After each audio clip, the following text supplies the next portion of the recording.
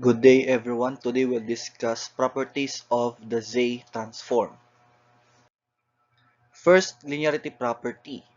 If xk and yk are sequences having Z transforms xz and yz respectively, and if alpha and beta are any constants, real or complex, then the Z transform of alpha xk plus beta yk is equal to alpha times the Z transform of xk plus beta times the Z transform of yk. This is equal to alpha times xz plus beta yz. As a consequence of this property, we say that the Z transform operator Z is a linear operator. The region of existence of the Z transform in the Z-plane of the linear sum will be the intersection of the regions of existence, that is, the region common to both of the individual Z transforms xz and yz. Example, the continuous time function f of t is equal to cosine omega t times h of t, where omega is a constant, is sampled in the idealized sense at intervals t to generate the sequence cosine k omega t. Determine the Z transform of the sequence. Using the result cosine k omega t is equal to 1/2 times the quantity e raised to j k omega t plus e raised to negative j k omega t and the linearity property, we now have Z transform of cosine k omega t is equal to Z transform of 1/2 e raised to j k omega t plus 1/2 e raised to negative j k omega t. By linearity property, that is equal to 1/2 Z transform of e raised to j k omega t plus 1/2 Z transform of e raised to negative j k omega t. Using the table and noting that the absolute value of e raised to j k omega t is equal to the absolute value of e raised to negative j k omega t, that is equal to 1, gives us the Z transform of cosine k omega t is equal to 1/2 times Z over Z minus j minus e raised to j omega t plus 1/2 times Z over Z minus e raised to negative j omega t, where your absolute value of Z is greater than 1. Therefore, that is equal now to 1/2 times the quantity Z times Z minus e raised to negative j omega t plus Z times Z minus e raised to j omega t all over Z squared minus the quantity e raised to j omega t plus e raised to negative j omega t times Z plus 1, which now leads to that Z transform pair. The Z transform of cosine omega t is now equal to, that is just a transform of cosine k omega t, that is equal to Z times the quantity Z minus cosine omega t divided by Z squared minus 2Z cosine omega t plus 1, where the absolute value of Z is greater than 1. Next, we proceed to the first and second shift properties. First shift property, delaying. We consider a delayed version of the sequence xk, denoted by yk, with yk is equal to xk minus k0. Here, k0 is the number of steps in the delay. The first shift property of Z transforms is the Z transform of xk minus k0 is equal to 1 over Z raised to k0 times the Z transform of xk. Second shift property, advancing. If yk is the single-step advanced version of the sequence xk, then yk is generated by yk is equal to xk plus 1, where your k is greater than or equal to 0.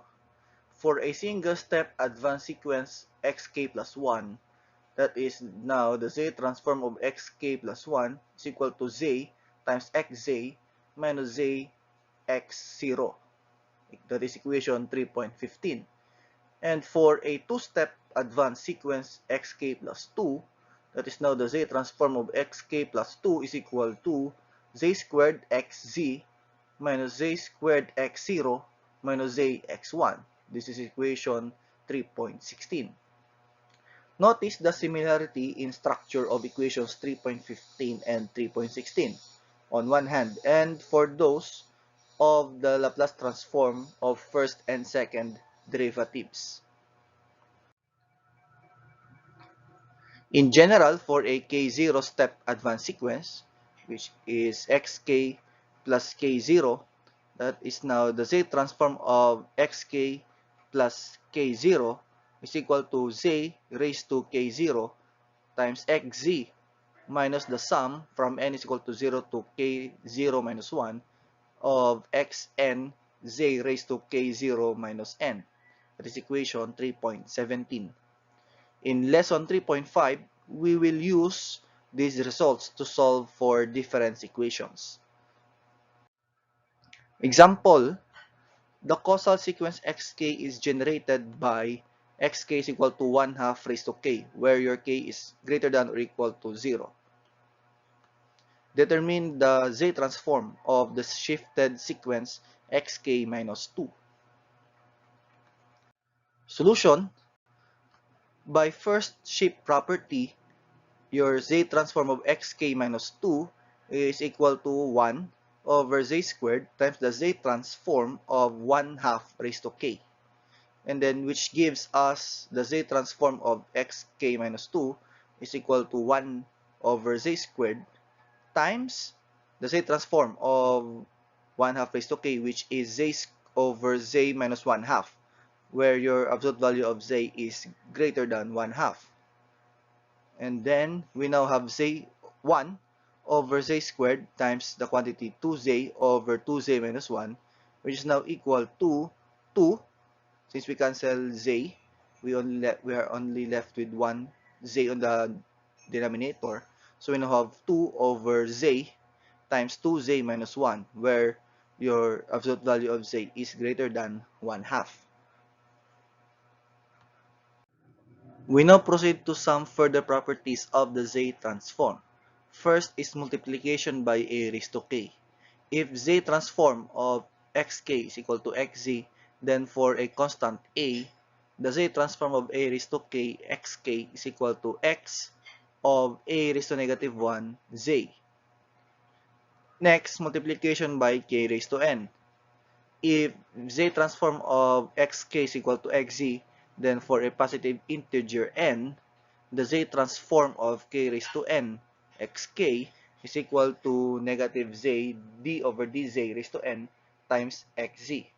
Note that in equation 3.19 above, the operator negative z d over dz means first differentiate with respect to z, then multiply by negative z. Raising to the power of n means repeat the operation n times. Next, initial value theorem. If xk is a sequence with z transform xz, then the initial value theorem states that the limit of xz as z approaches infinity is equal to x0. Next is the final value theorem. If xk is a sequence with z transform xz, then the final value theorem states that the limit of xk as k approaches infinity is equal to the limit of 1 minus z raised to negative 1 of xz with your z approaches infinity. Provided that the poles of 1 minus z raised to negative 1 xz are inside the unit circle. Table of z transforms. In this table, we are given some basic sequences in which they have their corresponding z transforms. For the first column, we have your given sequence, and on the second column, that is your z transform of the given sequence, and on the last column, that is the region of existence of your given z transform. That ends our discussion for the properties of z transforms.